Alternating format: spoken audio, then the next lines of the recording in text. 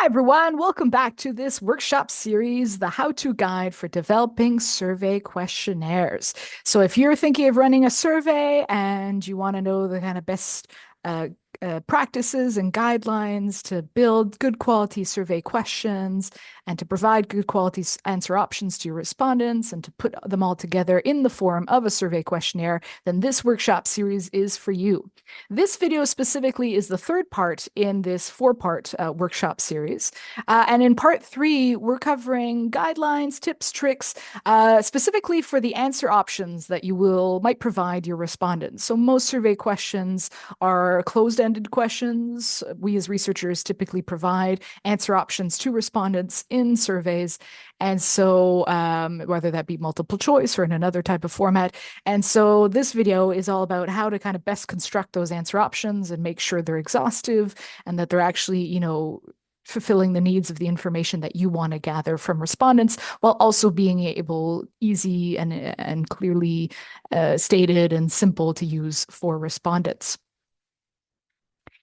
So my name is Sarah Wilkins-Laflamme. I'm the host for this workshop series. I'm an associate professor of sociology and legal studies at the University of Waterloo in Ontario, Canada.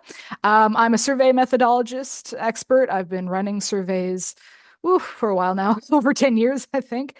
So I do national surveys within Canada. I do international surveys as well. And I've crunched a lot of numbers, either from my own surveys or from other quantitative data over the course of my career. My substantive area of interest is sociology of religion. So I'm really interested in understanding how religion impacts other aspects of social and political life, things like voting behavior, things like volunteering activity. I'm also an expert in ethnicity and immigration, in social change, and in political sociology. You have my email address here on the slide. Please feel free to reach out to me anytime if you have any questions related to this workshop. If you're working on your own survey project and you're wondering about certain things I cover in this workshop series, I'm more than happy to help. This workshop series is being done in partnership with the Statistical Consulting and Survey Research Unit at the University of Waterloo. I'm an associate director there. And so within this unit, we typically offer a lot of workshops when it comes to survey research. This workshop series we've offered in person before at the university. And now this is the kind of virtual format of that same workshop. And the Statistical Consulting and Survey Research Unit has a lot of services, both for the university members themselves, but also for people outside of the University of Waterloo who are running surveys, so maybe want to consult or actually get the unit to run the surveys for them, to kind of have a greater number of experts involved and an expert sets of eyes on the survey to make sure that the quality of the data is very high. And we also offer consulting services for data analyses. So when you actually want to crunch numbers, want to crunch the survey data that you've gathered, we have statistical consulting appointments for that as well. And as I mentioned, this is a four-part workshop series. So there's 4 videos to this whole workshop on survey questionnaire design and implementation. And so we've already done, or hopefully you've already watched the first 2 videos. So if you haven't, maybe it's a good time to pause and to go and watch those other videos first, because I think this video will make more sense when you cover the 2 first ones. So in part 1, it was kind of the first steps of starting a survey questionnaire, thinking about what are your larger project goals, what are your larger research questions, what is it that you want to know? And from that, what kind of survey do you want to run? Is survey data actually the best type of data to collect to actually answer your overarching research questions and address your study goals? And then what kind of survey questions do you have access to? What are the tools of the trade in that sense, to actually go and gather that information that you want in the form of a survey? And then the second video was the more specifics about guidelines, developing good quality survey questions themselves. So how to word the questions, things to do, things not to do. So that, especially that second video is probably very important to watch before watching this video. That's all about the answer options to those survey questions, right? The same kind of idea. What are the guidelines, the tips, the tricks for best practices in developing answer options to your survey questions? And then finally, there'll be a fourth video at the end of this series, putting all of those to get all that information together. So all those survey questions, all their answer options together in this thing that we call a survey questionnaire. How best to do that, thinking about flow of the questionnaire, formatting of the questionnaire, those types of things. Okay, so also worth mentioning before we get into the nitty-gritty here, the examples I'm going to use in this video are from the same data set of all the examples I use pretty much in this workshop series, and that's from the 2023 International Social Survey Program, and that's their module on national identity and citizenship. So I run the ISSP survey here in Canada. This is a cross-national survey series that runs in 44 countries, so each year almost all or all of these 44 countries will run an annual ISSP survey. In 2023, the theme was national identity and citizenship. And that survey usually consists of about 60 questions each year that vary year to year. And in 2023, those questions were on themes like attitudes towards democracy, towards immigration, national identity, and so forth. So if you're interested in the ISSP, the data is open access. You can go and analyze their data at any time if you like. And so if you're not able to run your own survey series, or if you're looking for very high quality cross-national data, I think the ISSP would be an interesting data set to look up. And so you can find that on their website, issp.org, along with other information about this survey series. So yeah, all the examples I'm going to be using pretty much in this video come from this 2023 ISSP National Identity and Citizenship Module questionnaire. Okay, so let's get into these guidelines of developing good quality answer options for your survey questions. So a few general things to keep in mind as you're starting to kind of write up or draft your answer options that you'll provide with your survey questions before you run your survey. Something to always keep in mind, obviously the larger what is it that you want to know question, right? What are your study goals? So what kind of information do you want to collect? As well as also think of that the level of detail or the level of information that you need for your study. And this actually is tied to the types of analyses that you plan to conduct with your survey data after you've collected it. So you actually have to kind of have a bigger plan for what you're going to do with the survey data to help you develop your answer options. Because different types of statistics models, for those of you who are in the know, kind of are made for different types of variables, different levels of measurements of variables. So you'll typically use a different statistics model to analyze an interval level outcome variable. So that's where the variable, the answer options from respondents are given in the form of numbers usually. Or you might use a different type of stats model for what we call a nominal level variable. So that is a variable or a survey question where the answer options are different groups, different categories with no underlying ordering or scale to them. Or maybe you're going to use even more different types of stats models to analyze ordinal level variables. So those are variables or survey questions where the answer options are still categories or still groups, but there's kind of like an underlying scale of kind of more to less or more frequent, less frequent, higher to lower, some kind of underlying ordering to those categories that make it an ordinal level variable. So depending on what you want to do, not only big picture in terms of what it is that you want to know in your study, but also kind of the technical aspects of how you're planning to run your data analyses, that will impact the format of your survey questions themselves, as well as the answer options that you provide.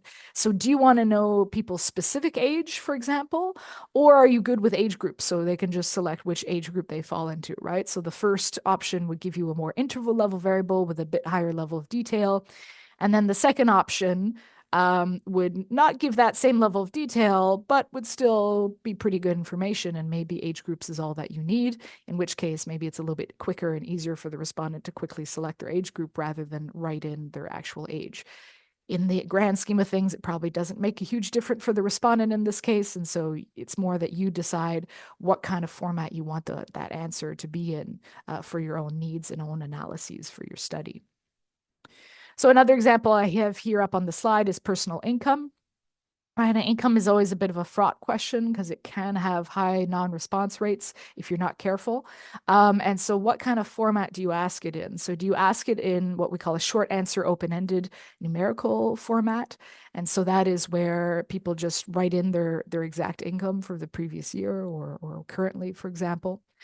Or do you give income groups and then people just select which income group they fall into, like a range of incomes? Now, here for income, it actually makes quite a big difference about how you're going to provide the answer options to respondents about the type of quality data you get from them on this. For example, I think I mentioned this in the last video. To what extent do people actually remember exactly how much they make a year? If they've just done their income tax here in Canada, each individuals do their own income taxes here in Canada still, then maybe they do remember exactly how much money they made in the previous year. So it's kind of fresh in their mind. But other times of the year, maybe it's not. Maybe people have a good sense of what their employment income is, but not other sources of income like investments, rental income, whatever, all put together. And so that's where asking people for their specific income levels, it's harder for them to recall that. And some people are pretty uncomfortable with providing exact income in a survey questionnaire. So you might get higher non-response rates for those reasons. So instead, like typically in the ISSP and in a lot of my surveys, I ask for income group or income range instead, where you provide different income categories, right? Like a range of like you didn't make any money, you made 0 to 10,000, 10 to 20,000, et cetera, all the way up to like $200,000 or more, for example. And then people can just select the group or the range that they fall into. And so that's easier for them to remember. Like I definitely know the income range I fall into. I don't know, like I can't usually remember the exact specific amount I've made in the previous year. So an income group for me is a lot easier to select in a survey, and most people are like that as well. And more people are comfortable providing a range of income that they fall into rather than their precise income. So hopefully that increases response rates a bit to the income question. But obviously, the two formats give you two different types of variables once you've collected the data. The one where you ask the specific income, you'll get an interval level variable, so a bit higher level of detail. But how accurate is it if people are having trouble recollecting it and if you've got higher non-response rates? And then the second format, the variable with income groups, becomes an ordinal level variable, right? So is that useful for your own study? Is that what you want? So you always kind of have to weigh two things here, two kind of dynamics that are at play.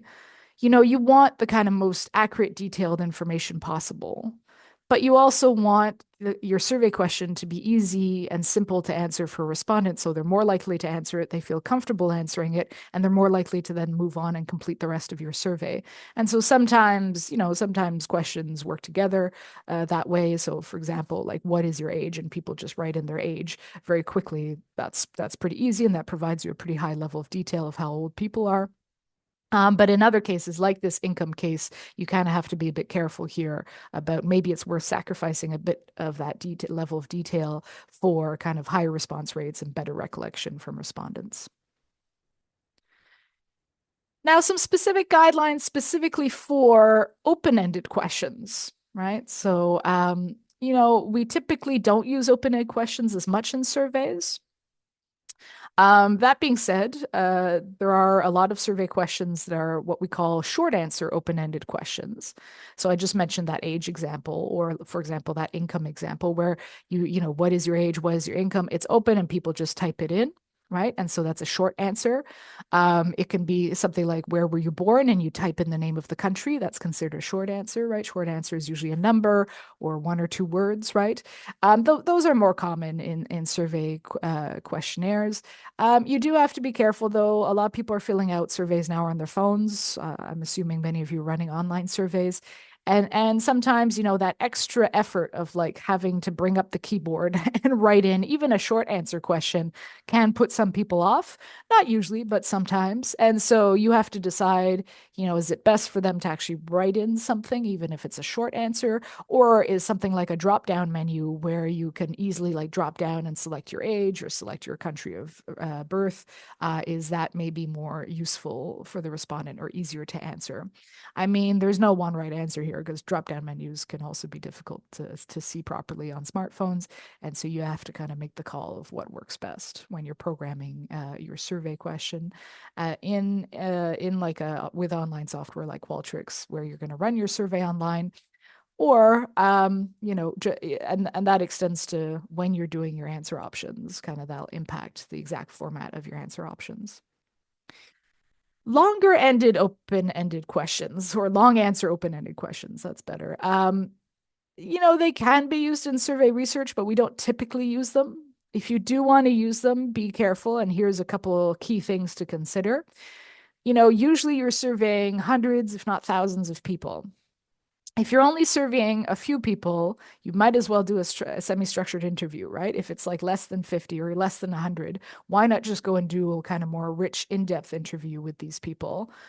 Sometimes that's not possible. I get it. There's real life practicalities there. But typically in research, with survey research, it's when you're surveying a larger amount of people, you don't have as much time with each person. So we run a survey with them to get their answers on key questions rather than doing kind of like a more in-depth, semi-structured interview with them. So usually with a survey, we have hundreds, if not thousands of respondents. And so if you have an open-ended question, that's a long answer question that could be, many sentences or even many paragraphs long from the respondent. Do you actually have the resources, you as the researcher, that means time and human power, to actually properly be able to analyze what becomes qualitative or text data, right? That you're gathering from these long answer options. There is AI software, like machine learning software, that can help you thematically code this qualitative data that you get in this text format from these long answer questions. It's not perfect. You still need a lot of input from you as the researcher to kind of work things out so you get a good quality analysis. Maybe you have a team of research assistants which can do this, but maybe you don't. So you do need a lot of time and a lot of human power usually, or at least knowledge of AI, machine learning software, and how to kind of set that up properly, to be able to crunch this more text data, this qualitative data that you get in these long answer open-ended survey questions. So if you have that, great, and you want a kind of more open-ended format where you kind of hear from respondents more in their own words, and they can give you a bit more of an elaborate detailing of what's going on in their answer to your survey question, then go for it. But I would be very cautious here because I've seen this happen many times from colleagues or students, is that they think a long answer open-ended question is a good idea, so they include it in the survey. Respondents take the time, or many respondents take the time to answer it, which is quite a bit of time. And then the researchers can't analyze it because they just don't have the time or resources to be able to do so. And that's unfortunate because you've wasted not only your own time, but the time of the respondents as well. So, definitely consider this before including a long answer open-ended question in a survey. The other main thing to consider with these long answer questions is some people are comfortable writing and expressing themselves in written format. A lot of people aren't. So, especially people who haven't necessarily been through the university system, or who, for whatever reason, maybe English is their second language, if the survey is being run in English, or who are just not really into writing that much, aren't very good at it, or just don't care enough to do it, which, is also a large demographic. And again, a lot of people answering surveys on their smartphones these days if it's an online survey. And so answering a long answer question on your smartphone, typing it out, is difficult. Maybe you can use audio to text software, but a lot of people probably won't bother, right? So you do have to realize that these not long answer open-ended questions often have pretty high non-response rates. There's only certain types of people who answer those questions: people who like writing and who want to express themselves in writing and who care enough about the question to actually express themselves in a few sentences or a few paragraphs. And so we typically get what we call high levels of non-response bias with these long answer open-ended questions, because it's typically university educated people who care about your subject matter who answer these long answer open-ended questions, and they might be quite specific in their answers or in their attitudes or behaviors, whatever you're asking about in that kind of survey question. So be very careful there, right? I'm not saying don't do it at all, but it's just these kind of main things to consider: the effort it takes to analyze these data, the resources it takes to analyze these data, and this high level of non-response bias. If that's going to really negatively impact the kind of information that you want to gather from people, then don't use a long answer open-ended question. But if you've got time, you've got resources, you're aware of the bias, and you integrate that into your interpretation of the results you get from this long answer question, then go ahead and ask it. The trend that I've seen in the last few years with surveys with long answer questions is not using them in the main questionnaire, but at the end of the survey questionnaire, having a long answer open-ended question where you just ask for people for their feedback, basically. It's like, okay, thank you for filling out this survey. Is there anything you'd like to add? Anything we haven't covered that you think is important? Any feedback you'd like to give us? Please provide it here. And then people who do want to kind of add things and comment more, again, it's usually university educated people that are more interested in your survey topic who will answer this question, will provide that feedback, right? So that's something I've been seeing. But again, if you're not able to analyze that data from, again, hundreds, potentially thousands of respondents, that kind of text data, um, then don't do it, even this feedback question at the end, because again, people are taking the time to fill this out and it's not very respectful of their time if you then are not able to analyze it and you've just kind of wasted that effort. Now, okay, let's get into the more common type of question, the closed-ended survey questions. So that is where you provide answer options to your respondents. By far, but the vast majority of survey questions are going to be this kind of closed-ended question. So if we're talking about multiple choice questions, right, people select from a from multiple answer options. Again, the most common type of survey question. The first thing you want to consider here and that you want to make sure that you're doing is that your list of answer options are exhaustive, that every type of respondent can fall into in at least one of these categories, right? So, I mean, that sounds obvious. Be like, of course, I'll provide answer options for everyone. Um, Obviously, if depends on your study population, right? So if you're just working with young people, the answer options have to cover all potential answers that young people might give to a survey question. If you have a general population survey questionnaire that you're running your study with, then your answer options have to cover every single potential eventuality that someone might fall into, right? That is much easier said than done. So if you're asking people about their ethnicity or their race, for example, you have to make sure you cover everyone. Usually what that looks like is we have answer options for kind of the larger ethnic or racial groups in your study population. And then you have an other category that is basically like other, and people you can ask for to please specify, and respondents can write in what they mean by their other ethnicity or race. And so that goes for any type of survey question, right? So the example I have here from the 2023 ISSP is a frequency of behavior question. So apart from special occasions such as weddings, funerals, etc., how often do you attend religious services on average? Question mark. And then I provided 8 answer options here, right? So several times a week or more often, all the way to never. And so this is meant to cover everyone. I believe I might not have included here, but there's also a can't choose option. There often is with the ISSP. And respondents always have the option to skip this question or not to answer it if they don't want to. This is not a required question for respondents, as most questions aren't. We don't usually require a survey question to be completed unless it's kind of essential at establishing eligibility, like age or region of residence for a survey. And those are typically asked at the start of the survey. And so for most other questions like this one, most people do answer it, but ultimately answering it is voluntary and people can skip the question if they want. So with all of that considered, hopefully we cover pretty much everyone in a general population and how frequently or non-frequently they might attend religious services. Your categories should also usually be mutually exclusive, especially if respondents can only select one category in your answer options. Sometimes you have many categories and respondents can select many categories, so they can select more than one option. Even then, you still want your categories usually to be mutually exclusive, but there's probably a bit more leeway there for a bit of overlapping of categories. But usually you want the categories to be mutually exclusive, so they don't overlap, right? That's basically what that means. So that if someone falls into one category, they cannot fall into other categories, basically, so that each category is measuring a kind of distinct aspect of that question that you're asking. So, for example, here with the frequency of religious service attendance question, I've actually had the feedback a few times that I actually should kind of write out the answer options a bit more clearly. So, option one would be several times a week or more often.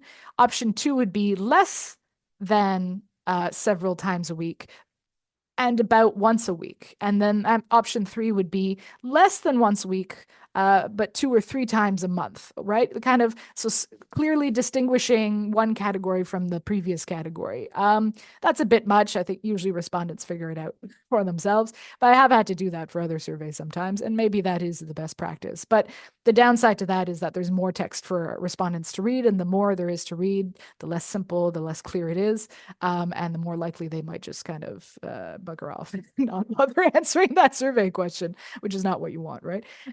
And so that's something to keep in mind when you're developing your answer options for multiple choice questions. Make sure that each category is mutually exclusive from the other, and so that a respondent can only fall into one of these categories. If you want them to fall into more than one category, give them the option to select more than one category. So, for example, if you're asking about gender identity and you give a whole list of different gender identities, typically here in Canada, we will give people the option to select as many as apply. So maybe they're trans, but maybe they also identify as male, right? Maybe they're, was it kind of two-spirit, but maybe they also identify as women, as a woman. And so people will have multiple selections there if they want, but each option is kind of a different identity, right? So some more specific guidelines for these closed-ended questions where you're providing answer options to the respondent. You always want symmetry between how you ask the question and the answer options that you provide. So let me give you an example here. Something to avoid. So if you ask someone, how satisfied are you with your student experience? And then the answer options that you provide are very good, good, poor, very poor. There's a bit of a disjointed effect there, right? So you're asking about satisfaction in the survey questions, but in the answer options, you're talking about kind of feeling good or feeling that the experience was poor. They're not completely different. I mean, a respondent would probably figure out what was going on here and figure it out. So it's like, oh, my experience is very good, or it's all the way to very poor. But if you're mentioning the kind of concept or word of satisfaction, which you are in this survey question, your answer options should directly reflect that. So better answer options for this survey question would be, are you kind of very satisfied, satisfied, not at all satisfied? And so it kind of flows better. It makes the link between the question and the answer options. There's that kind of symmetry that is kind of a better and easier to understand for the respondent. So make sure that your answer options reflect exactly the concept or what you're asking in the survey question, that there's that symmetry there. Another key thing to keep in mind for these closed-ended questions where you're providing answer options to respondents, you want to make sure those answer options are balanced. So things to avoid. You've got these different answer options. You're asking about, student experience, and you give the answer options excellent, very good, good, satisfactory, and then poor. There's only one of those, arguably, 5 options. Sorry, there's only one of those 5 options that's arguably kind of indicating a more negative experience. Satisfactory is kind of maybe a bit more neutral, but I would still put it on the kind of more positive experience end. So there's arguably 4 answer options that are kind of indicating a more positive experience and only one that could be selected for a more negative experience. That's an unbalanced set of answer options.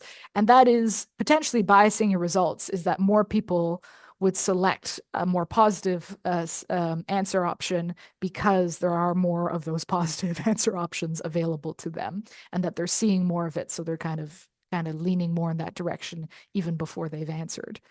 And so what you do want instead is much more kind of balanced scale here. So if we're talking about, student experience, how is it? Is it very good, good, poor, very poor. So you've got two options more on the good side, two options more on the bad side. You've got a more balanced set of answer options, and that's what you're looking for.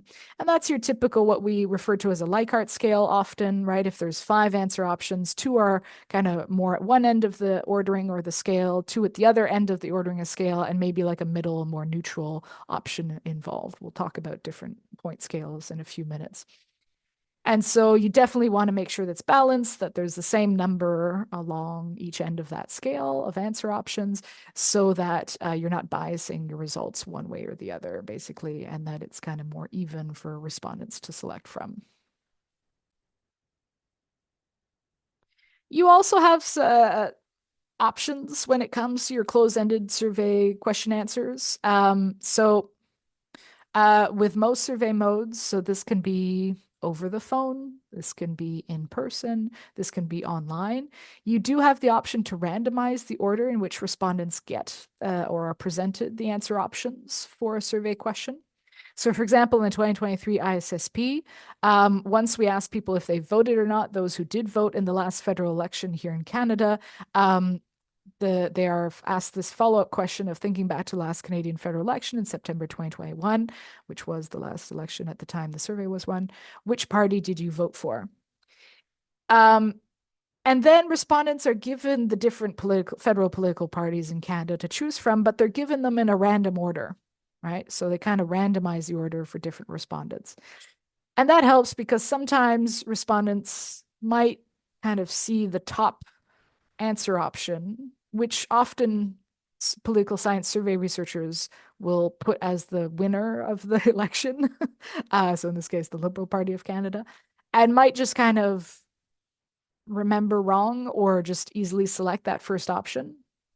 Whereas randomizing the order kind of helps to respondents to kind of like, okay, if they get like the Green Party first, maybe they're less likely to say they voted for the winner and actually try and remember which party they voted for. Because there is a bit of that effect that people kind of remember that they voted more for the winner than they did for other parties. It's not a huge effect. I'm not too worried about it, but randomizing the order of the questions can be helpful in this case, and it's something you might want to consider. Are you worried that the order in which the answer options are presented to the respondent might bias results in some way, might influence how they answer? You don't want that, right? You want them to kind of select an actually what they think or actually what they did, especially if you're a social scientific researcher who's interested in information about how things are actually going on amongst populations and on the ground. Then you might want to randomize the order of the answers that are provided to respondents. But if you don't think that that's big of a deal, that there shouldn't be too much of an effect there, typically we don't randomize answer options for most survey questions, then don't worry about it. But if you do think there's might be an issue there, well, this is a tool that's available to you to randomize the order. All right, and I promise we get to the how many points do you want in your scale of answer options if the format of your variable will become an ordinal level variable, right? So we're talking about categories, but have some kind of underlying scale or ordering to them. So how many answer options do you provide along that underlying scale or ordering, right? Listen, I don't feel strongly either way, right? I'm not one of these people's that it's like it has to be a 7-point scale, it has to be a 5-point scale, it has to be a 10-point scale. I've used a variety of these, sometimes even in the same survey, although that's not the best practice usually, but definitely across surveys. And so you do you, right? Like you select the one that works best for your study, for the information that you want to gather, right? Is all you need a 4-point scale. So that could be something like here, I've got the examples: strongly agree, agree, disagree, strongly disagree. So you've got 2 options more on the agree side, 2 options more on the disagree side, and no neutral option.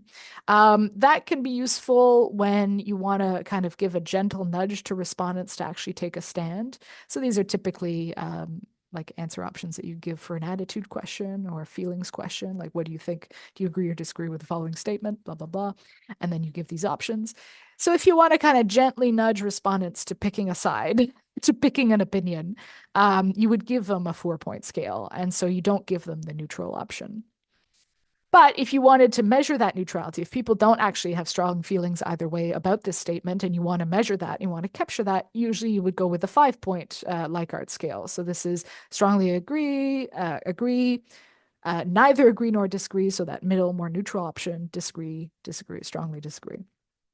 So that's the typical format that I go with, is that 5-point Larkart scale, so that people have kind of indicate different levels of agreement or disagreement, but also that that neutral option is there for people, to be honest, who don't have strong feelings either way, who either, haven't really thought about this much, or, are just like, meh. So they have that middle category. So that's typically what I'll do. But again, if you kind of don't want that, you want to gently nudge respondents to think a bit more about it and to take a stand, well, you can go with the 4-point scale. That's typically what other researchers might do. Or you can go with a bit more detailed scale, like a 7-point scale here. So again, still measuring levels of agreement or disagreement with something, but in this case, kind of giving a bit more detail along that underlying ordering or scale. So response can go from very strongly agree, neither agree nor disagree, disagree, strongly disagree, very strongly disagree.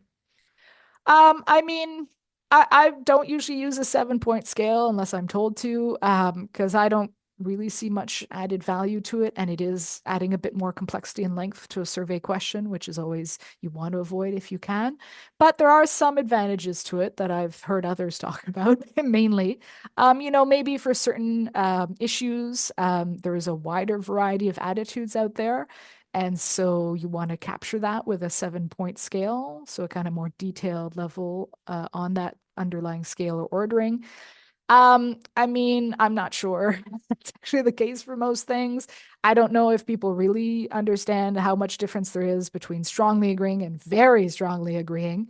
But maybe certain people think there is, and that's cool. You include it in that case.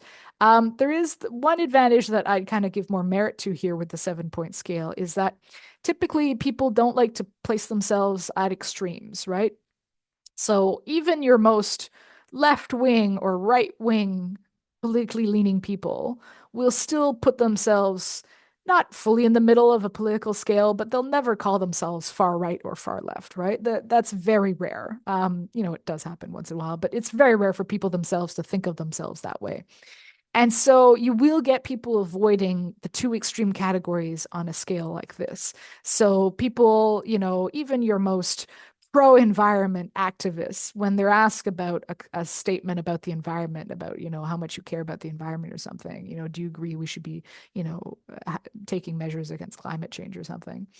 A lot of them will agree, but some who are still very much in agreement might avoid that strongly agree category just because they might see it as a bit too much, right? Even though they agree, it's like, well, I'm not going to put myself at the tip of this, at the extreme of this scale. Sometimes they do. Some people do. Obviously, you get people who answer strongly agree, strongly disagree, but there is kind of like this effect where like some people feel uncomfortable putting themselves at the very extreme of a scale, end of a scale, and so they'll kind of go more for the next option in kind of thing. So they go with agree rather than strongly agree. So the advantage with a 7-point scale is you're kind of you're kind of measuring if people strongly agree and making them feel more comfortable with selecting strongly agree because they're not at the extreme of the scale anymore. So at the extreme of the scale is the very strongly agree. So you can mitigate, so you can maybe better capture how many people strongly agree with a statement versus just agree with it. I mean, these differences for me are not super important. I typically, I might analyze these types of questions with ordinal level models. And so we'll kind of measure the difference between each of these categories. But sometimes I'll just group the strongly agree and agree people together to kind of show, here's the number of or percentage of respondents who agree overall with this statement, either strongly or just agree. So it really depends what you want, what kind of level of detail you're looking for. And some people go even for more. Some people will go for like a 10-point scale. Usually that's not necessarily, you don't give names to the categories then. If it's a 10-point scale, it's just like on a scale of 0 to 10, where 0 is you really dislike something and 10 is you really like it. How do you feel about this political party or this social group, for example. And then people select on a scale of 0 to 10. So that's a more common type of 10-point scale. It's pretty rare that you actually give like actual words to each answer options when you're giving like a 10-point scale. But yeah, so these are all tools available to you, right? So kind of see what others do in your discipline, in your field, what others have done before. Obviously, if you want to compare your results to some previous studies or to other data sets, then go exactly with how they exactly worded their answer options, because that makes it comparable. But if not, then what is it that you need to know? How much of this information do you need? And is a 5-point scale good enough? In which case, I'd say like go for the simpler scale because it's easier for people to answer. But maybe you have reasons for a 7-point scale, in which case also go for it. That's kind of what's important for you, and that should impact, how you write out your answer options or the number of options you provide. Okay, another question I often get is, when do we include this don't know category or the can't choose category, refuse to answer category, prefer not to answer category, maybe usually after an existing set of answer options that you provide to people. So maybe you gave them the Likert scale of that 5-point scale of strongly agree to strongly disagree. Should they get a don't know option as well, or a can't choose, or refuse to answer, or prefer not to answer? In the 2023 ISSP, we always give the can't choose option pretty much to every question. And that is, because we want to actually measure, can people actually not choose an option? In which case, we don't want to force them to choose one in a kind of more artificial way. We want to capture the fact that they're just not able to choose an answer that amongst the ones we've provided.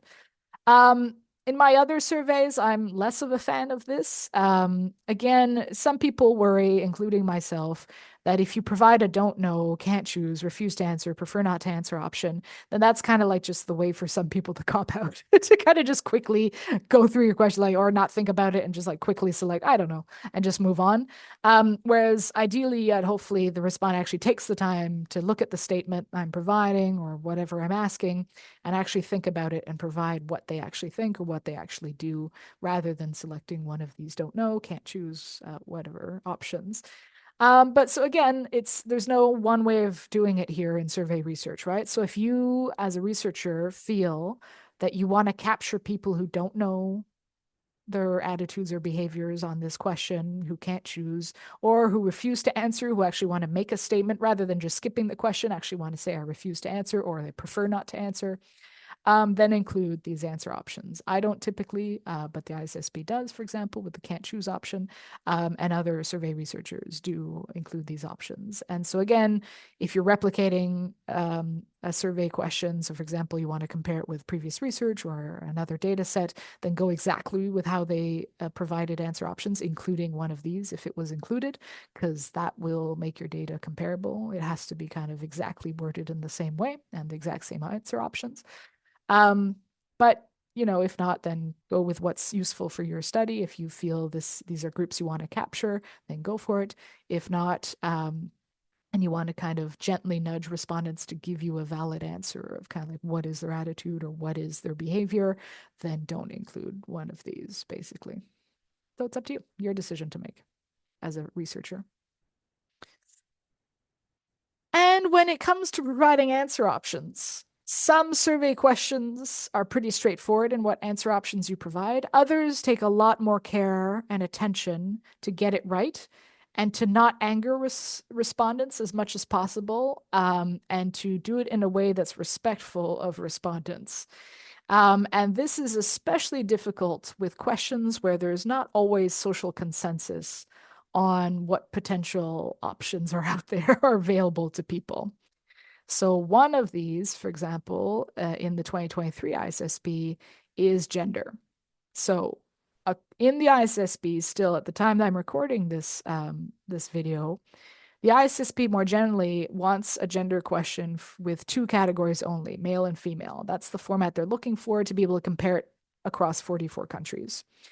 And I get it that in many countries, the situation is not like here in Canada. And so it's very difficult to ask a gender question that has more than 2 categories to it, or even problematic or dangerous. So we're talking about countries across the world like the Philippines, China, different countries in Africa or across the Middle East, or even some countries in Europe as well, or in South America. And so that for them, asking the gender question with more than two categories would be problematic for a number of reasons. The flip side is the case in Canada. In Canada, we can't ask a gender question with only two categories now. I mean, good practices is that you don't. I know that StatsCan only recently changed it a few years ago at the time of filming this video. But for the most part, we now have to provide many more options to people because our conception of gender has changed over the last few decades. Certain genders who were ostracized or less given less visibility in our society before are now kind of brought to the fore and are kind of recognized, even in some cases celebrated in Canada. And so we should be providing more than two categories and answer options for a gender question. So I'm having to kind of figure this out of like, how do I make the data comparable across countries with these other countries? And how do I ask it in a way that's respectful of respondents and that's acceptable here in Canada?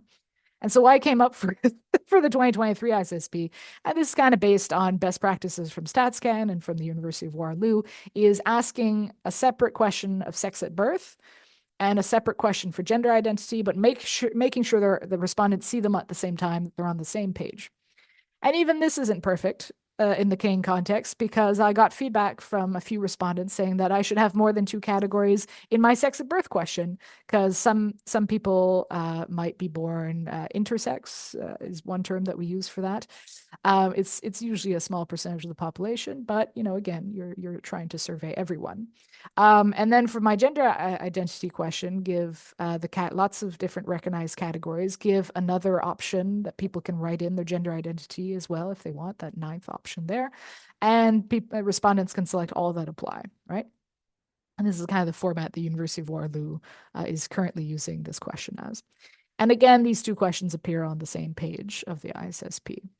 And I mean, what's really fascinating from a sociological standpoint, but can also be frustrating from a survey researcher's standpoint, is that second gender question, that number 2 here that I've got up with all the different answer options, it pleases some people and it doesn't please other people. And so as a survey researcher, because there's still debate on these issues, there's different attitudes towards gender identities in Canada, you're going to have to decide who you want to please and who you don't want to please. And that's the situation with the gender identity question currently in Canada here. So for example, the way I've worded it here, where I've given lots of different options, people can select all that apply. It pleases younger generations who this is their conception of gender and this is what gender should be. And they've kind of been raised with these more progressive views on gender identities. And so when they see this kind of gender question, they're happier and they're more likely to continue with the survey, right? It doesn't piss them off as much. They select all of the gender identities that apply to them, whether that be one or multiple. And then hopefully they're in a good mood and they continue filling out the survey.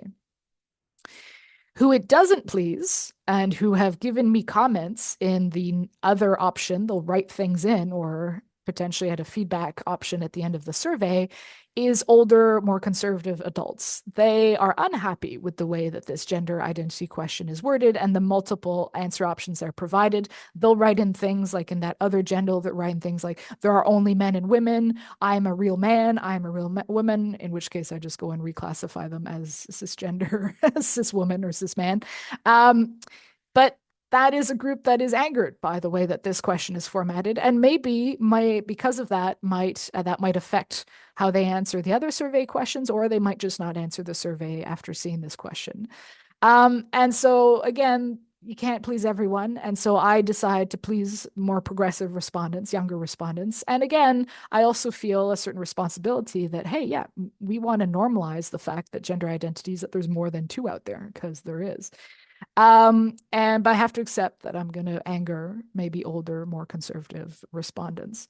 And so that's some of the questions, hopefully not all, but some survey questions are like that. So you have to take extra time, extra care, given the context, given the study population you're working with, how best to ask the question and what answer options to provide to people to make sure that you're best capturing the conception of this phenomenon that you're asking about. Race and ethnicity are another one of these kind of fraught questions. So I work with Statistics Canada sometimes. I'm on their expert advisory for ethnicity and religion statistics.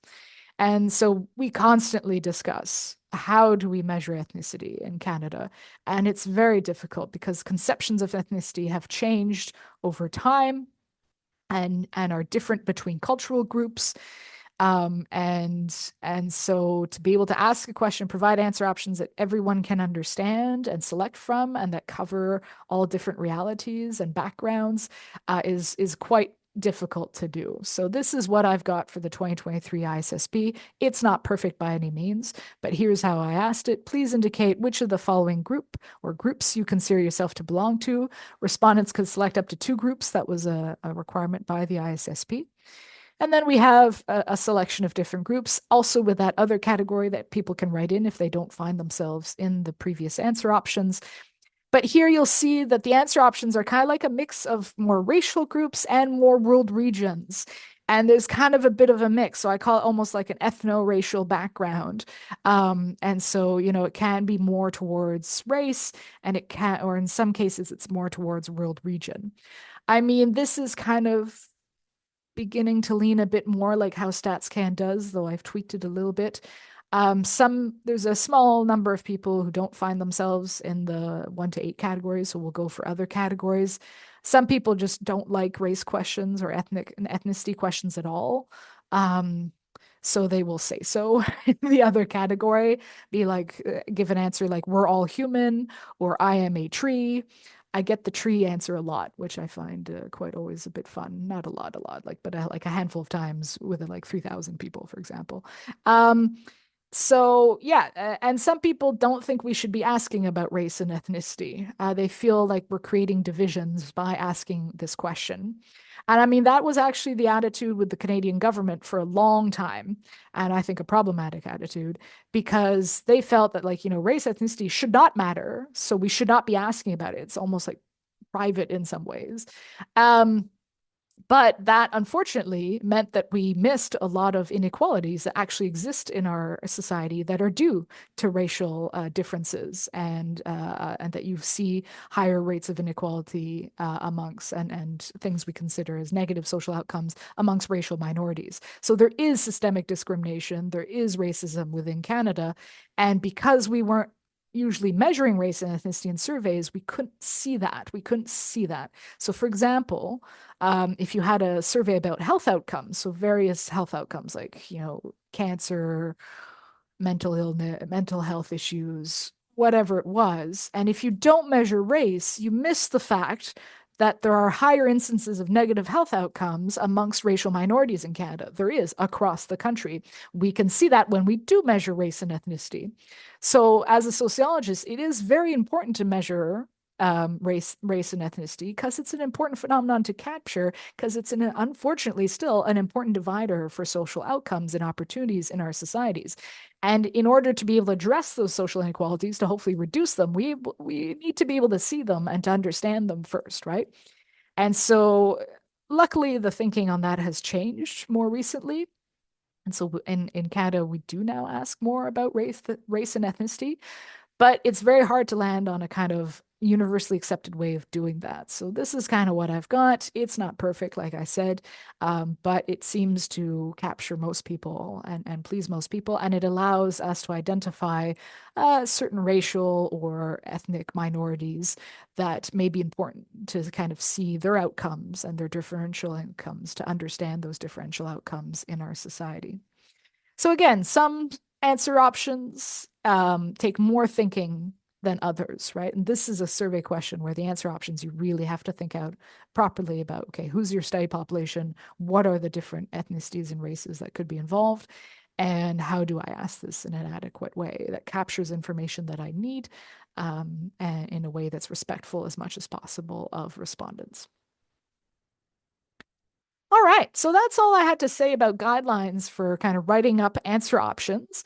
Like all of these workshop videos, I leave you with a little activity here. So this is, again, makes more sense if you've been watching the previous 2 videos. But in the previous 2 videos, I got viewers to kind of come up with 5 survey questions that were tied to a kind of overarching study goal or research goal, or your own, right? Maybe you already have a project in mind, and so 5 survey questions tied to that project, as well as their answer options.